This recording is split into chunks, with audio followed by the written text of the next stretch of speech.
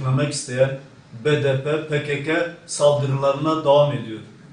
Dün ise bardağı taşıran sol damla olarak Hüdapar mitingi dönüşünde Semra Şahin ve 4 bacımız BDP seçim bürosu önünde darp edilmişlerdir.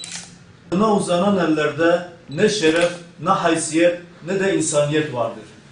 Sözde kadın hakları edebiyatı yapanlar, kadınlara el uzatacak derecede alçalmışlardır.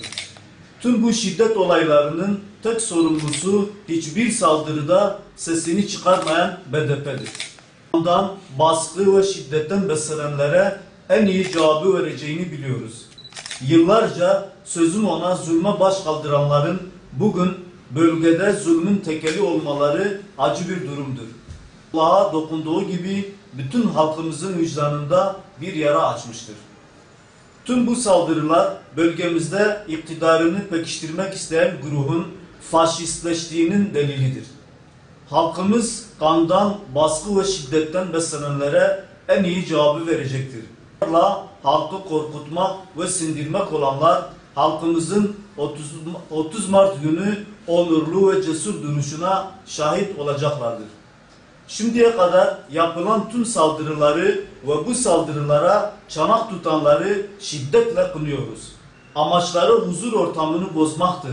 Onların hesabı yakın zamanda boşa çıkacaktır.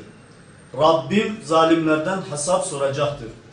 Ve şunu iyi bilsinler ki kadınlara saldırmak, linç girişiminde bulunmak Müslüman Kürt halkının kırmızı çizgilerindendir. Müslüman çizgilerin çiğnenmesine hiçbir şekilde müsaade etmeyecektir. En kısa zamanda söz konusu çeteye mensup şahısların ve onları himaye edenlerin halktan en yüksek perdeden özür beyan etmelerini, bu tür çirkefliklere bir daha yeltenmemelerini beklemekteyiz. Değerlerden nasibini almamış olanlar kendi yapılarını da yok edeceklerdir. Seviyesiz ve inançsız bir nesil kanser gibidir.